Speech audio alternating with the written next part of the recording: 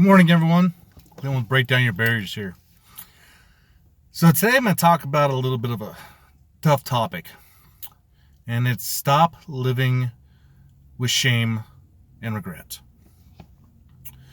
You know what? This is something that I have personally had to overcome in my life. From a young age, like I've said in a lot of my videos, I didn't have the happiest childhood.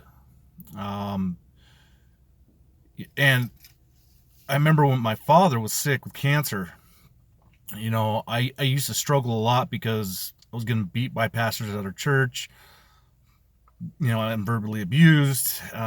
Even at home, I would get whooped.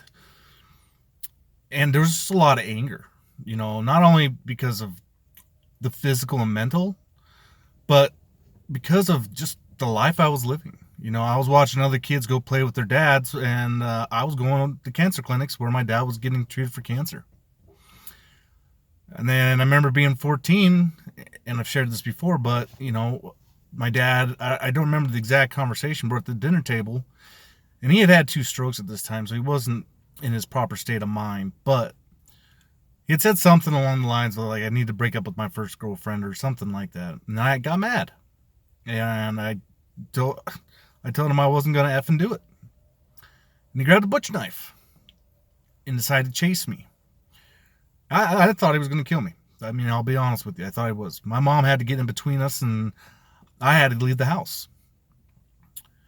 So then more anger festered, and I was being told by pastors that I was the reason that my dad was dying. I mean, it was just, there was so much anger and hatred in my heart for what was transpiring. And then I remember being 15, and I remember at this point my dad had his 3rd stroke. And one night I walked into our family room, and my dad had lost his ability to talk.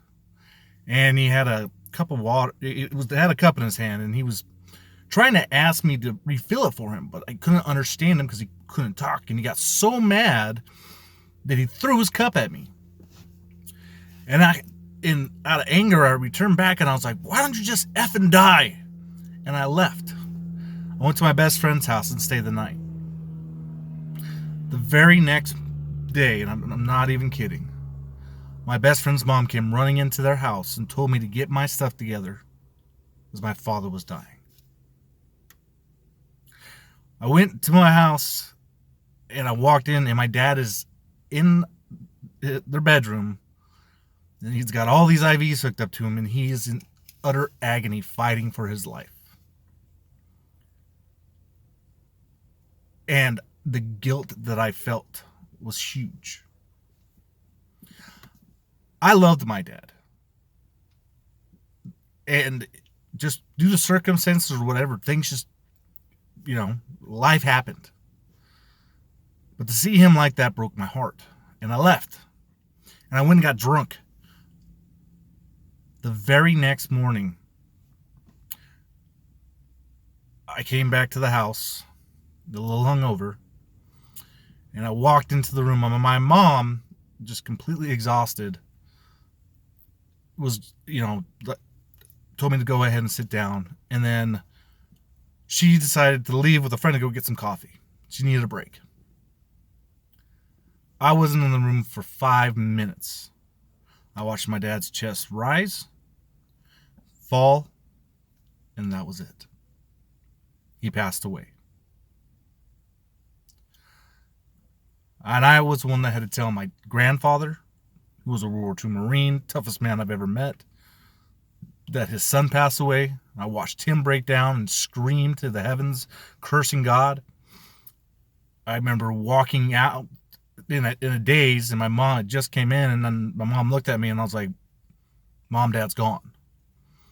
Watched her drop her coffee and race into the bedroom. I remember telling my sisters that my dad had gone, and them crying. They were young, but they're just crying frantically. And I remember just walking outside, and the only thing I felt was guilt.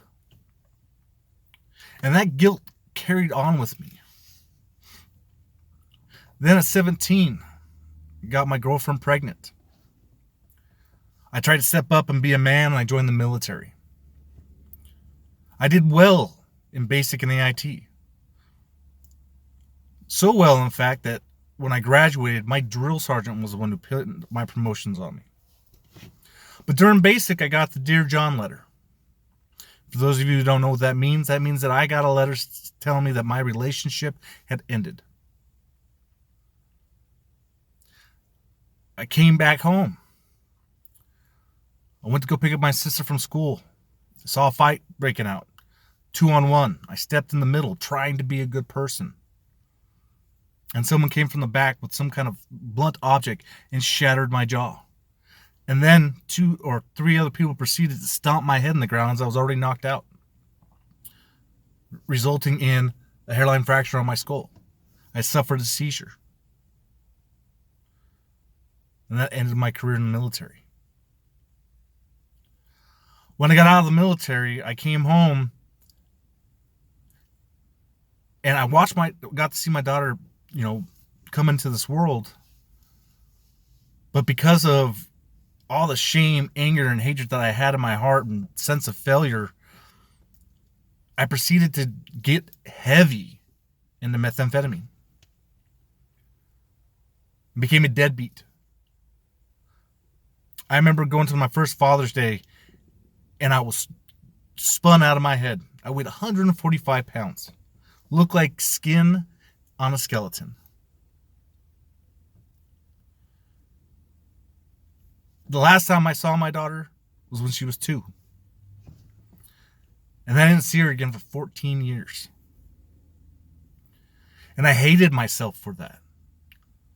I hated myself for doing drugs. I hated myself for things that happened in the past. I was constantly living in agony and pain and frustration. And it hindered my relationship with my children, with my wife. Because I couldn't let go of the shame that I felt for my first child. Then I started to push myself. I wanted to be better. I tried to start my own business, doing remodeling with a friend.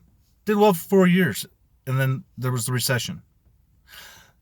Then I hurt myself, fell off a roof, and jacked up my back and my shoulders, and decided to use the VA and go to college. Did great in college.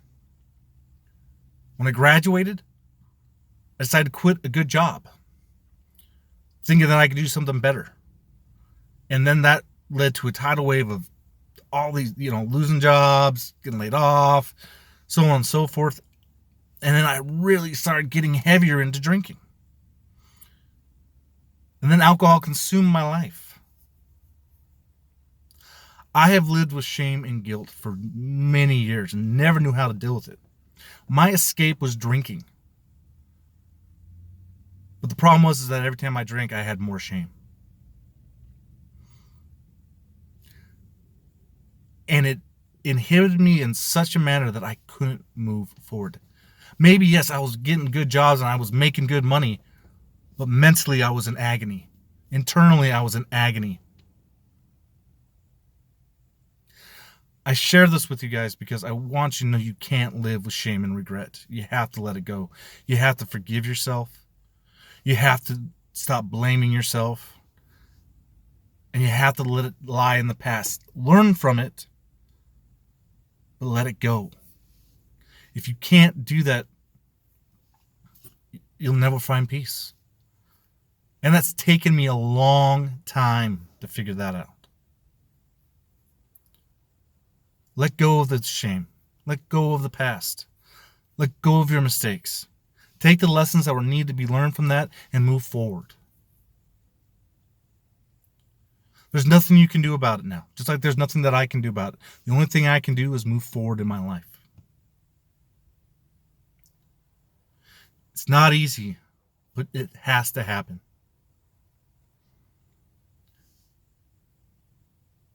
For anybody right now that's struggling with shame and regret, let it go.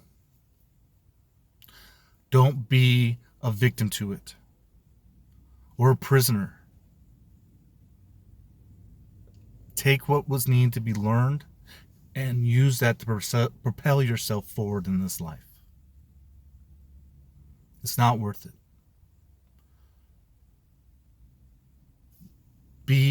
the best version of yourself that you can be, and do the best that you can in your life. There is no way to take back the things that we have done wrong. But we can do things right going forward.